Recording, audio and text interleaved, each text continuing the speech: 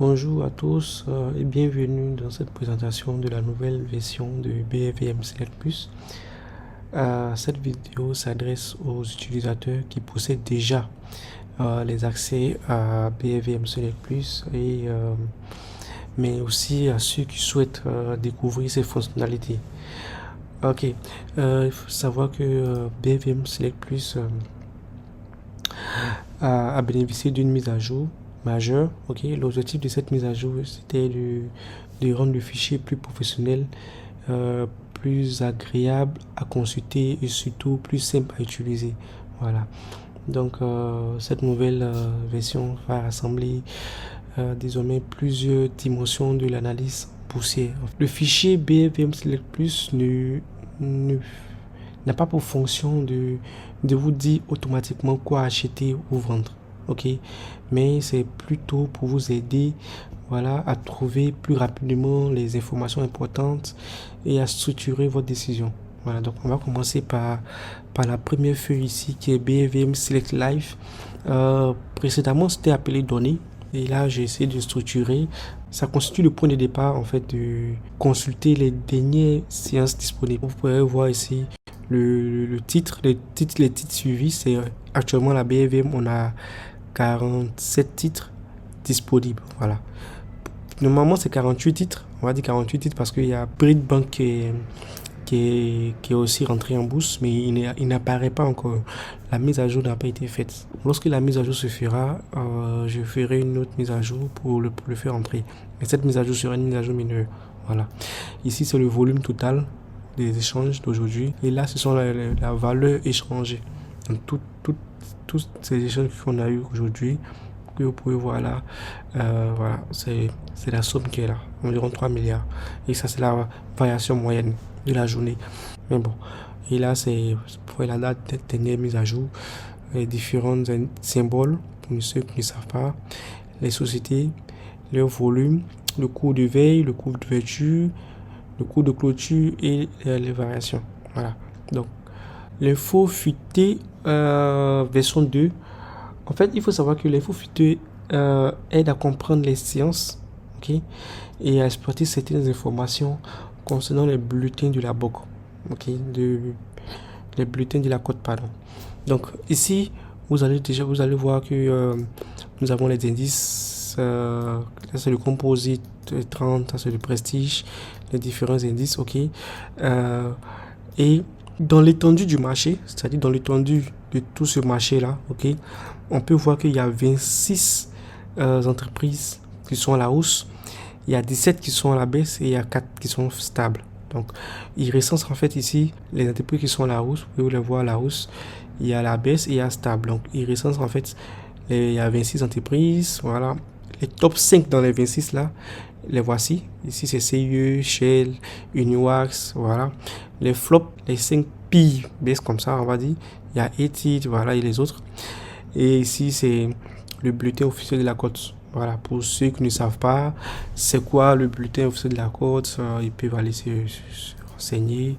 Ils viennent là, ils cliquent, ils verront le site de la BOC. Cette vidéo n'a pas pour objectif d'expliquer le bulletin officiel de la BOC. Donc voilà, vous allez faire vos recherches dessus.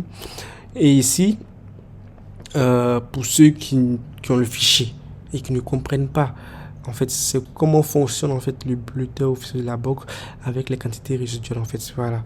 L'info futée, en fait, cette partie de cette feuille là a cette donnée ici. Ok, voilà. Je vais essayer de mettre par exemple le 17, aujourd'hui 17, Banque of Africa Côte d'Ivoire, la quantité résiduelle, le coût d'achat, le coût de vente, la quantité résiduelle et le coût de référence.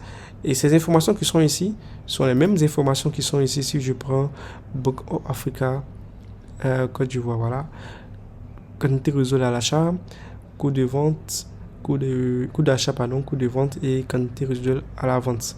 Et ici, on a le coût de référence. Donc, en mettant ces infos-là dans mon tableau, et moi, au niveau de l'info futée, ça me dit où va le marché. Okay? Vous pouvez voir, si je cherche Bank of Africa Côte d'Ivoire, voilà, la quantité résiduelle, la même quantité résiduelle en achat.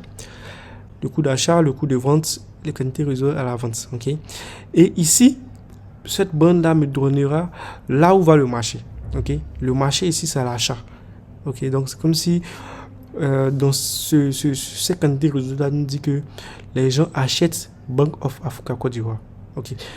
Ça peut être le même exercice avec une carnet d'ordre. Vous prenez une carnet d'ordre, vous venez les informations du carnet d'ordre, vous venez ici, vous remplissez la quantité résiduelle, ça doit être la quantité à acheter, le coût d'achat, le coût de vente, la quantité des ventes, ok, et puis le coût actuel, le coût de référence et le coût actuel par exemple. Ok, vous aurez ce truc là en fait, et il est vraiment indépendant, hein. Ça, d'une fois que vous le remplissez là-bas, ça vous permet de savoir où va le titre et autres. Ok, si je prends titre, voilà, titre, on avait dit dans le live ici que titre était en baisse. Attendez, je vois, voilà, titre, le nombre d'actions, voilà, il était en baisse ici. Ok, donc on peut voir qu'il y a eu un volume de 2 millions d'échanges, ok, qui correspond à 147 millions de francs CFA échangés à la baisse pour ETIT. Ok, et si on vient au niveau des quantités résiduelles du 14, parce que ça c'est la date du 14, et j'ai pas mis la date du. Ok, je prends ETIT. Okay. Si je prends ETIT à la date du 17, ça risque de changer. Par exemple ici, ok, ça c'est la date du 14. Excusez. Ça c'était la date du 14. Ok, c'était les quantités résiduelles pour la date du 14. Et bien évidemment, les quantités résiduelles d'aujourd'hui ont diminué.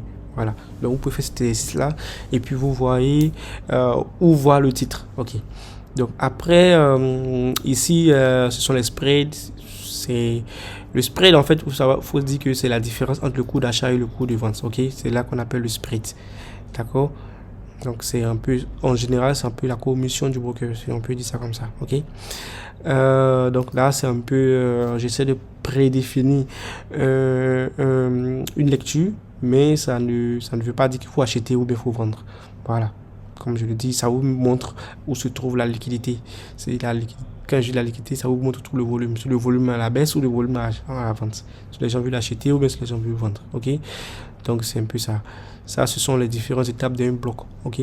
Dans un bloc, pardon, il y a les activités réelles exécutées. Ok. Il y a la direction, les participations, il y a la liquidité du titre et puis il y a les événements à surveiller. Donc quand vous allez prendre le bloc là, vous allez voir tout ça en fait ici. Ce qui était exécuté aujourd'hui, tout. Après, il y a ce qui reste à exécuter comme j'ai mis ici. Voilà la direction. La direction, c'est ce qui est comme résiduel, ok. Liquidité des titres et puis après les événements à surveiller. Donc les événements à surveiller, vous allez les retrouver juste après la publicité. Ça c'est une publicité en fait ici. Et juste après la publicité, vous trouvez les événements comme là, comme ça, paiement des dividendes de CV, EcoBank, voilà, renforcement de la gouvernance, quoi encore, le résultat d'activité du deuxième semestre de CITAB par exemple, qui fait un chiffre d'affaires, qui fait par exemple un résultat net inférieur de 0,2. ok. Donc voilà, comme je disais, aujourd'hui c'est pas pour parler du BOC, mais voilà. Là aussi une mise à jour au niveau de rester informé. Rester informé centralise les informations économiques et officielles susceptibles d'avoir un impact sur les entreprises ou sur le marché. Ok. Donc là on a 11 actualités qui sont déjà.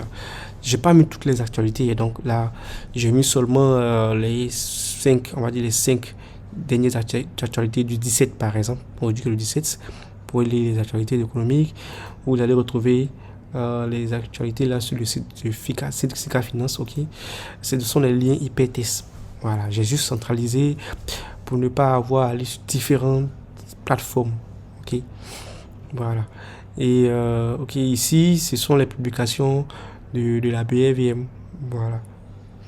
Là vous voyez on a 0 publication de BFVM. Pourquoi? Parce que on est à la date du 14. Ok. Donc quand il y aura une mise à jour par rapport au BOC, vous voyez ici on a des informations qui sont mises là. Ok. Ça va être mis à jour demain. Et vous allez voir que demain, lorsque ça sera mis à jour, automatiquement on aura ici publication BFVM, le nombre d'articles qui correspondent à la date de la veille. Donc ça sera mis ici. Ça sera 2, 3, ça sera mis là. Ici, par exemple, les dividendes à venir, vous allez voir que à partir d'ici, ce sont les dividendes qui viennent, tels que SGBCI, SAPH, Total, Nestlé, et voilà les dividendes, les prix des dividendes, les montants, pardon, et les dates. Le 21 août, le 27 août, le 28 août, le 4 septembre, les différentes dates. Et aussi, après, on a aussi les assemblées générales. Quand est-ce que l'entreprise aura le dernier assemblée générale? Aujourd'hui, c'est le 17 août.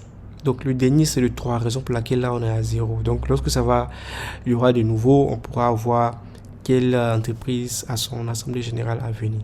Okay. Donc, on passe maintenant à l'analyse fondamentale. Okay. Il faut savoir que cette partie de banque finance, en fait, dans la nouvelle version, on a toujours les mêmes comparaisons, ok, dans le secteur, parce que vous voyez, c'est par secteur. Il y a banque, énergie, télécommunications et autres. C'est toujours par secteur. Mais là, je me suis concentré sur l'année, en fait, ok. Donc, l'année 2025, j'ai enlevé tout ce qui est comme année passée, ok. Et en plus de ça, j'ai essayé de le rendre un peu plus visuel. Ok, toujours le PEBR, le PER, le dividend yield, le ROE, et là ce sont les scores. Ok, et ça c'est la lecture. Par exemple, lorsqu'on va prendre Coris Bank International, d'accord, on a seulement le PBR qui est inférieur à la moyenne. Normalement, le PBR, là c'est la moyenne qui est là. Vous pouvez voir la moyenne des PBR, la moyenne des PER, la moyenne des dividendes yields et la moyenne des ROE du secteur des finances. Ok, donc lorsque une entreprise, pour le PBR et le PER, ça doit être inférieur à la moyenne. Lorsqu'une entreprise passe de façon inférieure à la moyenne, elle devient V. Ici, pour les dividend yields et le ROE, qui est le Return of Equity, normalement, doit être supérieur à la moyenne. Donc, lorsqu'une entreprise passe aussi, son résultat est supérieur à la moyenne, ça passe au VI. Et par exemple, la partie qui est en orange ici, c'est lorsqu'on est proche de la moyenne. Comme vous pouvez le voir ici, la moyenne c'est 13,44, on est à 13,84, on est vraiment proche.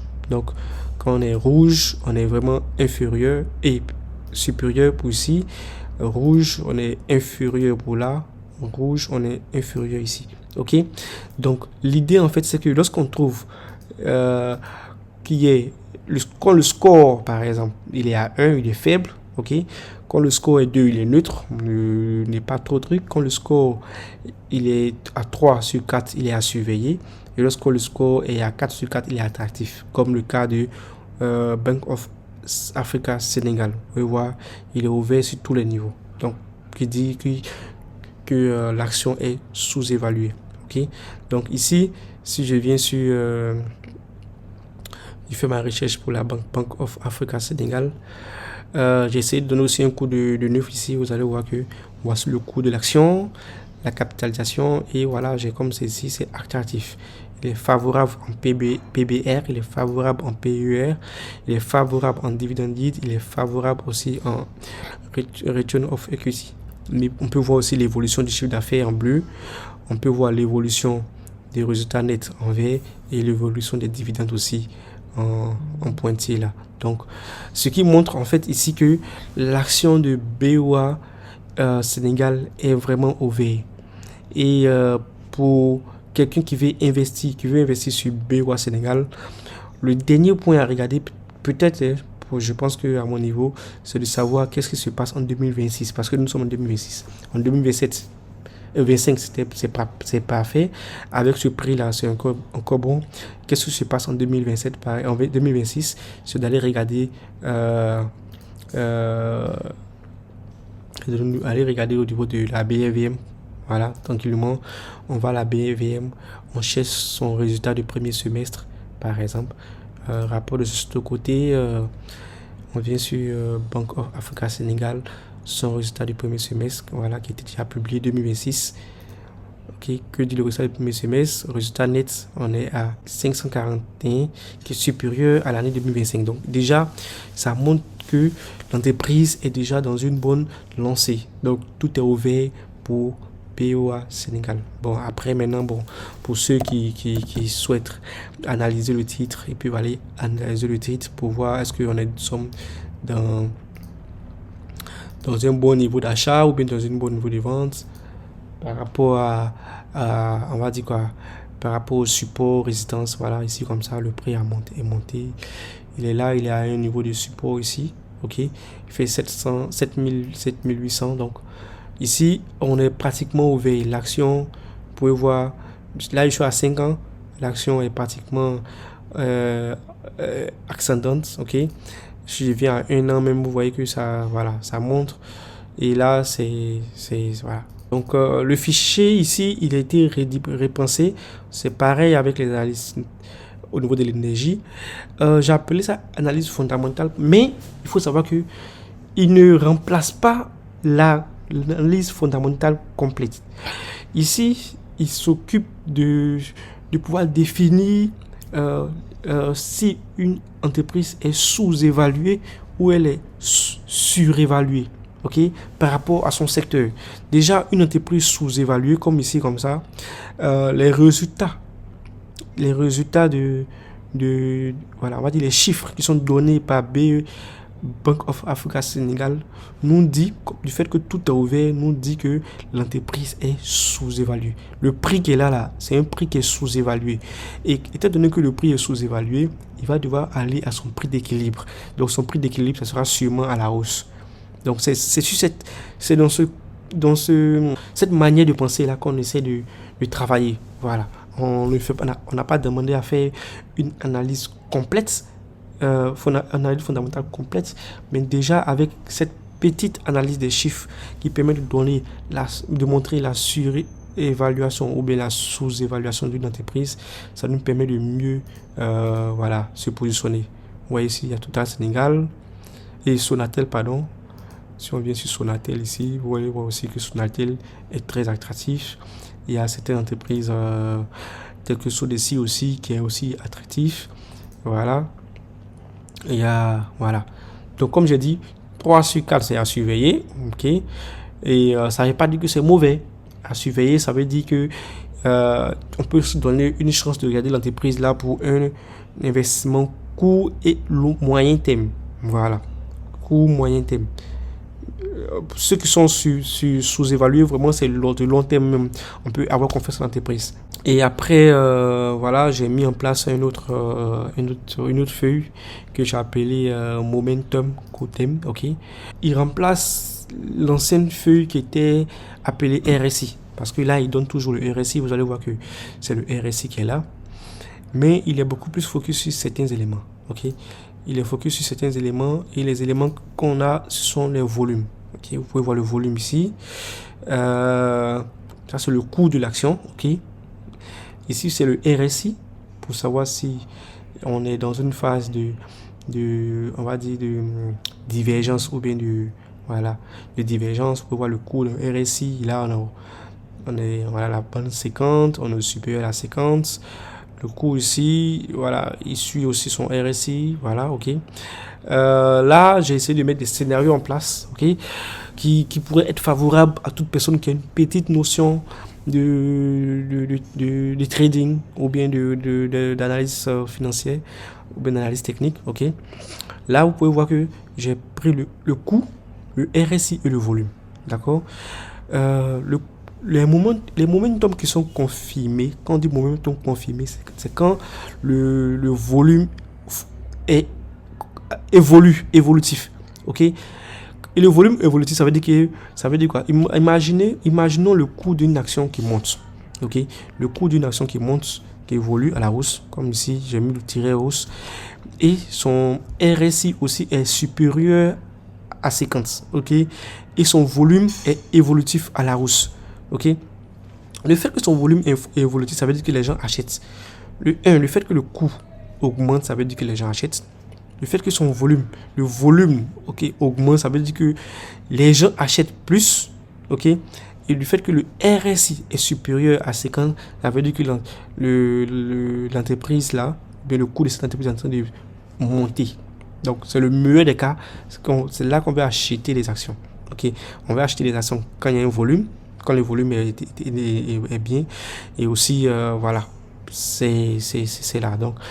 Donc là j'ai le coût, il me suffit de prendre une action que je vais acheter, par exemple Bank of Africa Sénégal. Vous voyez que j'ai mis aucun scénario dominant.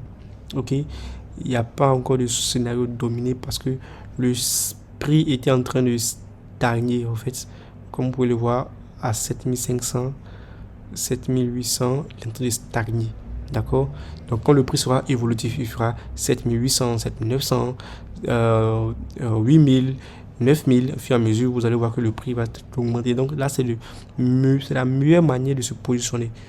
C'est vrai que c'est aucun scénario prédominant, mais c'est la meilleure manière de se positionner pour un titre qui est sous-évalué. Okay? Si je prends par exemple, je vais prendre ETITS. Ok, si je prends ETITS, désolé, ok, j'ai pris ETITS par là. Je pense que j'ai une erreur là. Ok, je vais essayer de corriger l'erreur parce que pour ETITS n'est pas sorti. Je sais pas pourquoi. Attends, je prends CV. CV c'est bon. Benabé c'est bon aussi. Quoi? Aura Group, ok. Ok, Aura Group aussi c'est bon. Bon, je pense que ETITS ça doit être au niveau de son style d'écriture en fait. Okay, je pense que c'est là. Son style d'écriture des actions. Donc, je pense que c'est de là qu'il doit venir le problème. Mais je vais trouver les pourquoi et puis je vais vous revenir pour ça. Mais de toute façon, le fichier il est là. Il a une meilleure, on va dire une meilleure, il fait peau neuf, voilà. Donc voilà. Donc ici, c'est une évolution pour les 90 jours, 90 dernières séances. Donc comme vous pouvez le voir, l'évolution des 90 dernières séances. Là, ce sont les scénarios qui sont fréquents que j'essaie de mettre. Et lorsqu'on retrouve le scénario fréquent, il est parmi eux. Automatiquement, on a voilà, on a le scénario actuel en fait.